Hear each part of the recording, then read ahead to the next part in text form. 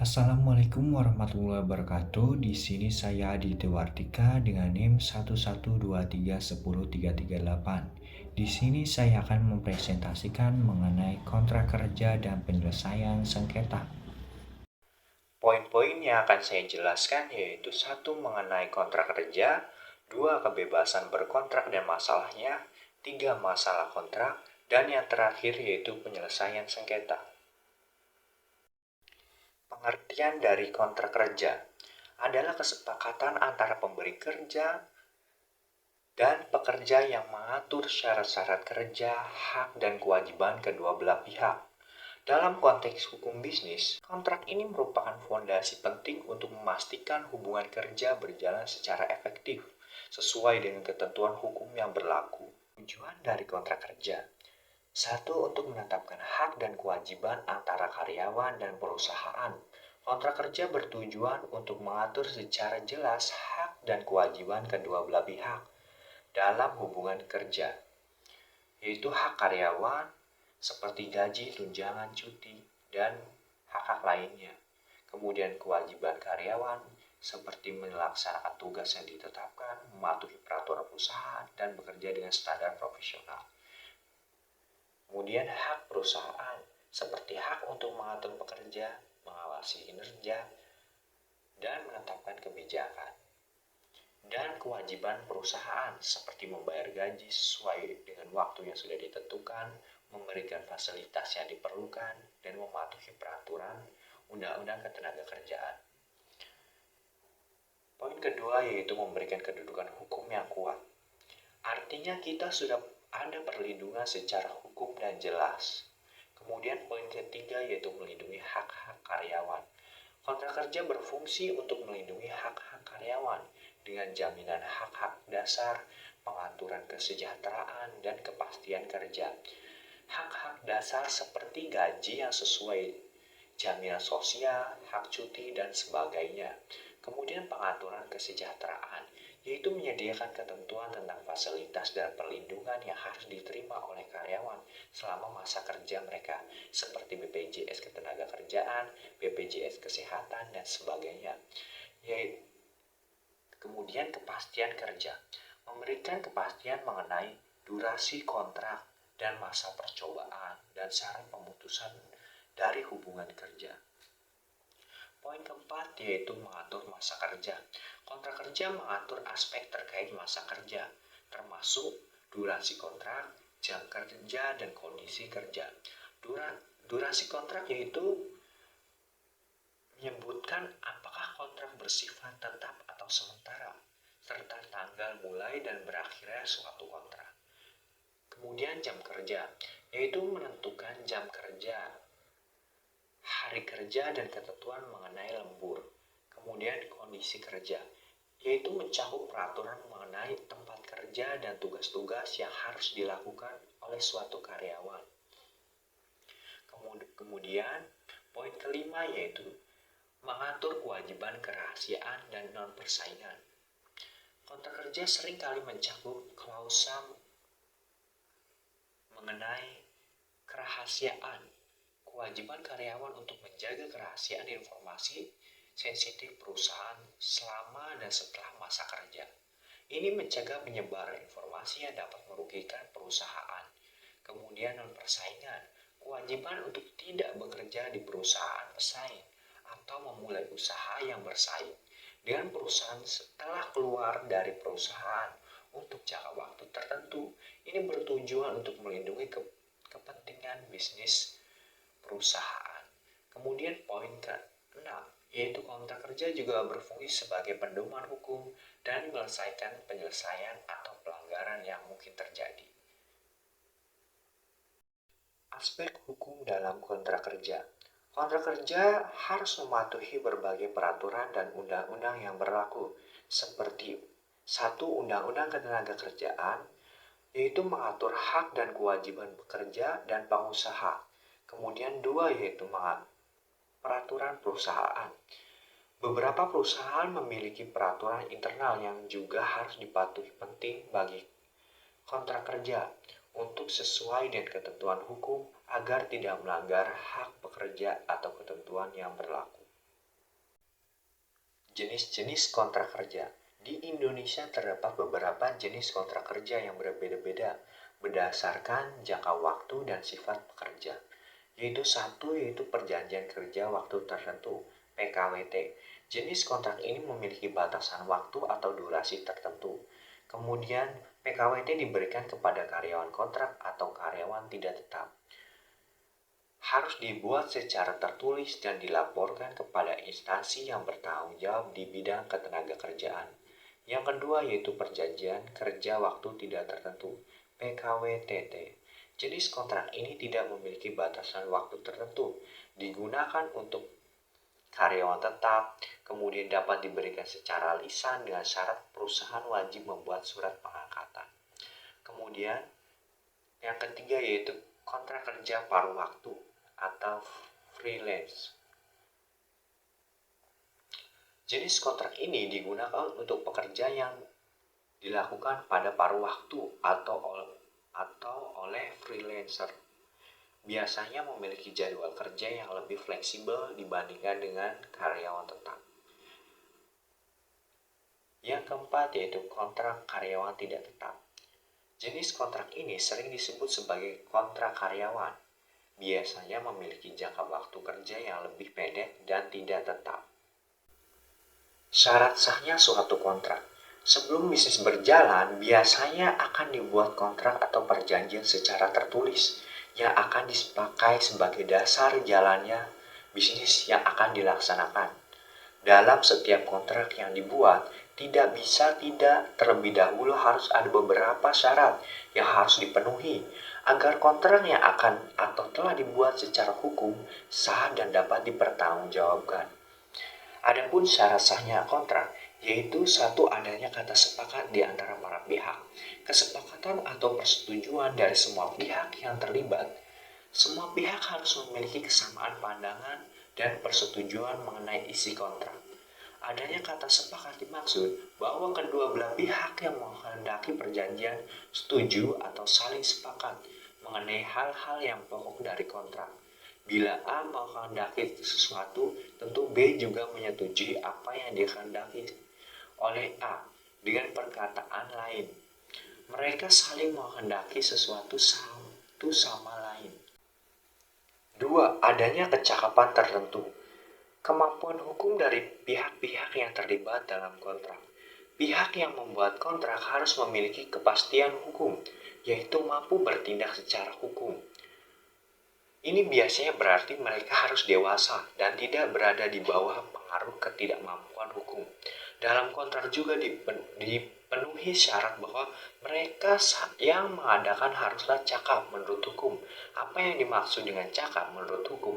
Pada asas adalah setiap orang yang sudah dewasa atau akil balik dan sehat pikirannya.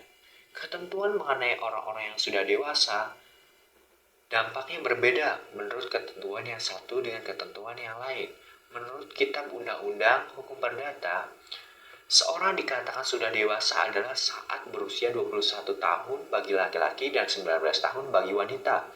Sedangkan menurut Undang-Undang Nomor 1 Tahun 1974 tentang perkawinan, kedewasaan seorang adalah saat berusia 19 tahun bagi laki-laki dan 16 tahun bagi wanita. Acuan hukum yang dapat kita pakai dalam KUH Perdata karena ketentuan ini masih berlaku secara umum, sedangkan ketentuan lainnya berlaku secara khusus. Hal ini tidak berarti menjadi tidak berlaku, sebab yang dimaksud di sini adalah kedewasaan dalam arti umum. 3. Adanya suatu hal tertentu. Objek atau perjanjian dalam kontrak harus jelas dan pasti. Isi kontrak harus spesifik, terperinci mengenai apa yang diperjanjikan, seperti contohnya barang, jasa, atau lainnya yang akan diberikan. Kemudian mengenai syarat ketiga, suatu hal tertentu, artinya apa yang telah diperjanjikan dalam suatu perjanjian haruslah suatu hal yang cukup jelas atau tertentu. Syarat ini perlu untuk dapat menetapkan kewajiban jika terjadi sengketa. Yang dimaksud dalam perjanjian saling sedikit harus ditentukan jenisnya. Sedangkan mengenai yang diperjanjikan itu harus ada atau sudah ada di tangan pada waktu perjanjian dibuat. Kemudian mengenai syarat keempat, yaitu mengharuskan adanya suatu sebab yang halal. Dimaksud tidak lain pada isi perjanjian itu sendiri. Suatu perjanjian yang tidak memakai suatu sebab yang halal atau dibuat dengan suatu yang palsu atau terlarang tidak mempunyai kekuatan hukum. Adapun yang tidak diperbolehkan adalah yang bertentangan dengan undang-undang, kesusilaan, dan ketertiban umum. Dalam hal tidak dipenuhinya syarat objektif, maka perjanjian itu batal demi hukum. Artinya dari semula tidak pernah dilahirkan suatu perjanjian dan tidak pernah ada suatu perjanjian. Tujuan para pihak untuk melahirkan suatu perjanjian adalah gagal. Sedangkan dalam hal tidak dipenuhinya syarat subjektif, perjanjian bukan batal demi hukum, tetapi salah satu pihak mempunyai hak untuk meminta supaya perjanjian ini dibatalkan. Pihak yang dapat meminta pembatalan adalah pihak yang tidak cakap atau pihak yang memberikan sepakatan secara tidak bebas. Dengan perkataan lain, perjanjian yang dibuat tetap mengikat selama tidak dibatalkan oleh hakim atas permintaan pihak yang berhak meminta pembatalan. Mengenai syarat-syarat kata sepakat dan kecakapan tertentu dinamakan sebagai syarat-syarat subjektif, karena kedua syarat tertentu mengenai subjeknya atau orang-orang yang mengadakan kontrak perjanjian, sedangkan syarat mengenai hal tertentu dan suatu sebab yang halal dinamakan sebagai syarat-syarat objektif, karena kedua syarat tersebut isinya mengenai objek perjanjian dan pembuatan hukum yang dilakukan. Adanya tiga kelompok yang tergolong tidak cakap untuk bertindak di dalam hukum. 1. Orang-orang yang belum dewasa. 2. Orang-orang yang ditaruh di bawah pengampunan.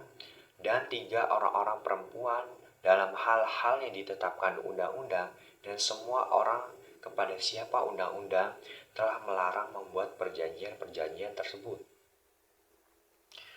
Pentingnya arti kecakapan menurut hukum tentunya mempunyai dua maksud, yaitu pertama, maksud yang dilihat dari sudut keadilan, yaitu perlunya orang yang membuat perjanjian mempunyai cukup kemampuan untuk mensyafi secara benar akan tanggung jawab yang dipikulnya dengan perbuatan tersebut.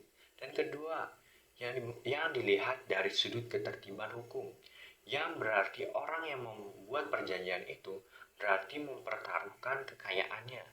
Artinya orang tersebut harus sungguh-sungguh berhak bebas berbuat atas harta kekayaannya.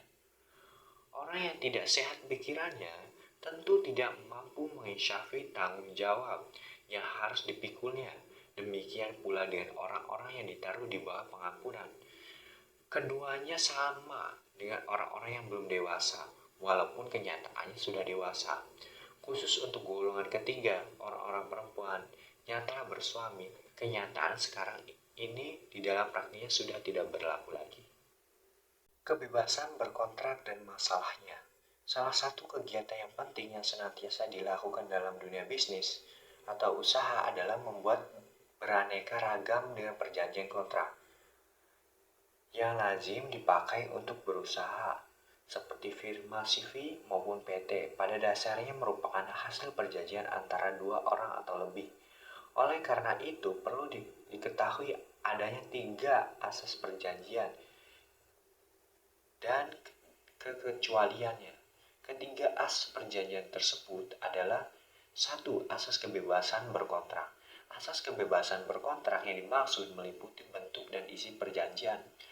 Bentuk perjanjian berupa kata sepakat, konsensus saja sudah cukup, dan apabila dituangkan dalam suatu akte surat hanyalah dimaksud sekadar sebagai alat pembuktian semata saja, sedangkan mengenai isinya, para pihak yang pada dasarnya bebas menentukan sendiri apa yang mereka ingin tuangkan.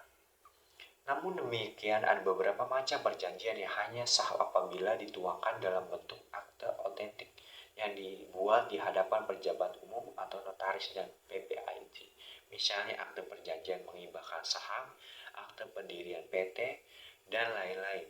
Agar perjanjian hibah tersebut sah, pembuat undang-undang segala mengharuskan dipatuhinya bentuk akte autentik guna melindungi kepentingan para pihak terlibat dalam asas kebebasan berkontrak. Kemudian yang kedua yaitu asas kekuatan mengikat. Prinsip hukum yang menyatakan bahwa keputusan atau peraturan yang dilakukan oleh badan hukum, tentu seperti pengadilan, lembaga legislatif, atau pihak berwenang lainnya, memiliki kekuatan yang mengikat dan kewajiban dipatuhi oleh semua pihak yang terlibat.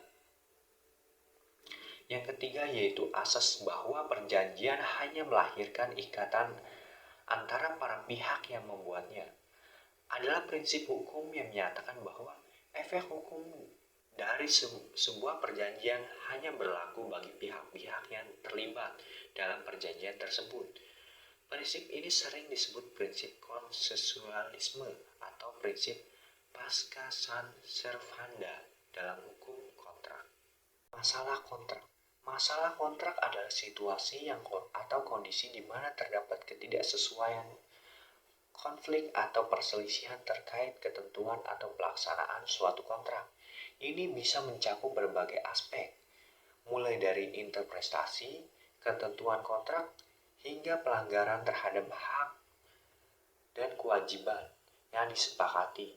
Masalah kontrak dapat muncul dalam berbagai bentuk dan dapat mempengaruhi efektivitas kontrak serta hubungan antara pihak-pihak yang terlibat. Sebagaimana lazimnya dalam pembuatan suatu kontrak, tentunya akan dimulai dengan hal-hal yang bersifat fundamental. Para pihak biasanya akan melakukan pembicaraan satu sama lain, misalnya seorang pengusaha lokal dengan mitra usahanya, atau bagi asing maupun pihak lokal. Pembicaraan ini dimaksud untuk mengumpulkan informasi sebanyak mungkin untuk menampung hal-hal apa saja yang nantinya akan dituangkan dalam isi kontrak. Bila kita lihat sebuah kontrak, baik yang bertaraf internasional, lazimnya akan dicantumkan aspek pemecahan masalah. Karena bagaimana bagusnya sebuah kontrak, tidak bisa dijamin akan terhindar dari adanya sengketa. Pada masa-masa mendatang, permasalahan dapat timbul karena biasanya pihak asing enggan menggunakan hukum Indonesia sebab khawatir akan dirugikan kalau memilih pengadilan litigasi di Indonesia. Permasalahan lain dalam sebuah kontrak yang harus dibahas adalah jika sebuah kontrak telah dirumuskan dengan konsep standar.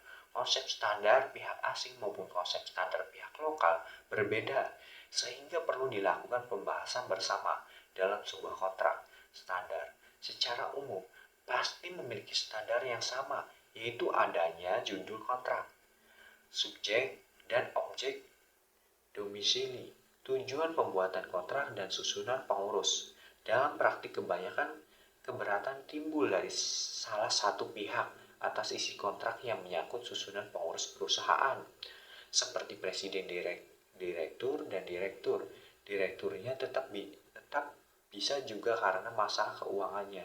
Permasalahan lain yang cukup penting adalah penggunaan bahan hukum yang harus baik dan benar, serta mudah dipahami di kalangan non-hukum, baik dalam penggunaan bahasa Inggris maupun penggunaan dalam bahasa Indonesia, yang sebisa mungkin harus dihindari kesan bahasa yang membingungkan. Penyelesaian sengketa kontrak. Hampir setiap hari kita mendengar adanya kegiatan bisnis dan melakukan transaksi yang dilakukan oleh para usahawan, baik yang dilakukan di dalam suatu negara maupun yang dilakukan di antar negara. Asas kesepakatan dalam hukum perdata, kesepakatan yang telah disetujui para pihak tentunya akan mengikat sebagai undang-undang bagi mereka yang membuatnya.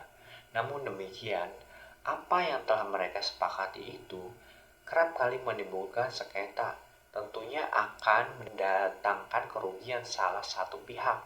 Untuk menegakkan hak-hak para pihak tersebut, maka dua jalan yang dapat ditempuh yaitu melalui jalur pengadilan atau melalui jalur musyawarah.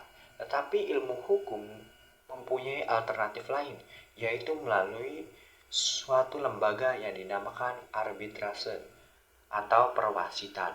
Bila kita melakukan suatu bisnis dengan melakukan suatu transaksi dengan pihak lain atau dalam suatu kontrak lain ditandatangani bersama, maka dalam kontrak yang telah ditandatangani bersama itu biasanya selalu ada disebutkan dalam suatu pasal tersendiri yang menyatakan cara bagaimana melakukan suatu penyelesaian atau perselisihan sengketa yang timbul.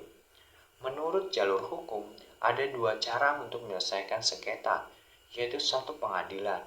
Dalam dunia bisnis, hubungan yang terjadi di antara para katan hubungan perdata, karena itu apabila terjadi sengketa dari sebuah kontrak, akan diselesaikan secara perdata. Penyelesaian kasus ini tentunya harus didahului dengan adanya surat gugatan ke pengadilan wilayah hukum tergugat berada. Proses di pengadilan ini pada umumnya akan diselesaikan menurut usaha perdamaian oleh hakim peradilan perdata. Perdamaian biasanya dilakukan di luar pengadilan. Kalau hal ini bisa dicapai, maka akibatnya gugatan akan dicabut oleh penggugat dengan atau tanpa persetujuan tergugat. Tetapi perdamaian pun dapat diselesaikan di muka pengadilan. Kemudian ini diadakan atau dianjuran hakim kalau damai dapat diselesaikan para pihak, maka sewaktu sidang berjalan akan dibuatkan akte perdamaian. Dalam hal maka kedua belah pihak hukum yang menaati persetujuan yang dibuat, akte perdamaian ini mempunyai kekuatan hukum yang sama dengan suatu vonis hakim. Apabila jalan perdamaian tidak dapat diselesaikan oleh para pihak, proses penyelesaian selanjutnya biasanya akan memakan waktu yang panjang, sebab 3 tingkatan proses pengadilan minimal akan dijalani untuk sampai pada proses final, yaitu mulai dari gugatan ke pengadilan negeri, proses banding ke pengadilan tinggi, dan proses kasasi ke Mahkamah Agung. Kondisi demikian saat ini masih sering terjadi di Indonesia. Artinya, proses pengadilan yang diharapkan menurut undang-undang dilaksanakan secara sederhana, ringan, dan cepat belum dapat terwujud. Kemudian, yang kedua yaitu lembaga arbitrase atau perwasitan.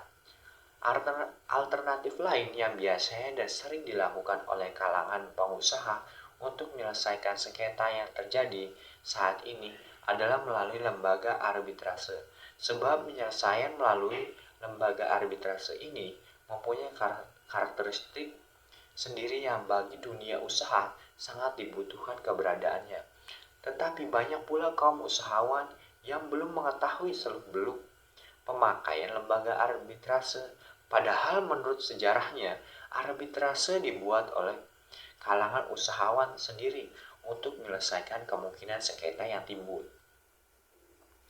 Sebelum mengetahui kegunaan lembaga arbitrase, ada baiknya ketahui dahulu apa pengertian arbitrase dan bagaimana kok tentuan yang mengaturnya. Kata arbitrase sebenarnya berasal dari bahasa Latin arbitrase, yang berarti kekuatan untuk menyelesaikan suatu menurut kebijakannya. Kebijakannya dimaksud tidak berarti tidak mengindahkan norma-norma hukum, semata-mata hanya bersandarkan kebijakan saja. Lembaga arbit tidak lain merupakan suatu jalur musyawarah yang melibatkan pihak ketiga sebagai wasitnya. Dan perkataan lain, arbitrase adalah suatu cara penyelesaian perselisihan dengan bantuan pihak ketiga, bukan hakim, walaupun dalam pelaksanaan putusannya harus dengan bantuan hakim. Dengan kata lain, arbitrase adalah proses penyelesaian atau pemutusan sengketa oleh seorang hakim atau para hakim yang berdasarkan persetujuan bahwa mereka akan tunduk kepada atau menaati keputusan yang diberikan oleh para pihak yang mereka pilih atau ditunjuk. Dengan definisi tersebut, Hukum arbit adalah bahwa menurut hukum dianggap wajar apabila dua orang satu atau pihak yang terlibat dalam suatu sengketa mengadakan persetujuan dan mereka menunjuk seorang pihak ketiga yang mereka berikan wewenang untuk memutuskan sengketa. Mereka pun berjanji untuk tunduk kepada putusan yang akan diberikan oleh pihak ketiga tersebut. Apabila salah satu pihak kemudian enggan memberikan bantuannya untuk pengambilan keputusan atau tidak menaati keputusan yang telah diambil oleh orang yang mereka berikan wewenang untuk sengketa tersebut, pihak itu dianggap melakukan pelanggaran perjanjian. Dengan menggunakan lembaga arbit dalam penyelesaian suatu sengketa, minimal ada 3 keuntungan yang dapat diperoleh, yaitu waktu yang tepat. Bagi dunia bisnis, waktu untuk menyelesaikan untuk masalah atau sengketa merupakan sesuatu yang sangat berharga. Sedangkan jalan melalui pengadilan sangat tidak menguntungkan karena menggugat di muka pengadilan perdata merupakan jalan yang sangat panjang. Putusan dari pengadilan negeri belum merupakan kekuatan hukum yang mengikat sebab masih ada tingkatan banding ke pengadilan tinggi serta kasai bagi mereka yang merasa belum puas atas putusan tingkat pengadilan negeri. Proses ini tentunya akan memakan waktu yang lama sekali, belum lagi adanya tunggakan perkara yang menyebabkan semakin lamanya proses penyelesaian perkara di pengadilan. Oleh karena itu, alternatif lembaga arbitrase merupakan suatu sarana yang sesuai dengan dunia bisnis. Yang kedua, adanya orang-orang yang ahli. Dengan lembaga arbitrase, para pihak dapat menunjuk ahli-ahli yang serba mengetahui tentang masalah yang menjadi sengketa. Dengan demikian, putusan yang akan diambil akan didukung oleh pengetahuan yang mendalam tentang hal-hal yang dipersengketakan dalam arbitrase. Selain ahli-ahli hukum, juga selalu terdapat ahli lain dalam berbagai bidang, misalnya ahli perbankan, asuransi, pemborongan, perkapalan, perburuhan, dan lain-lain. Kemudian, 3. Rahasia para pihak terjamin.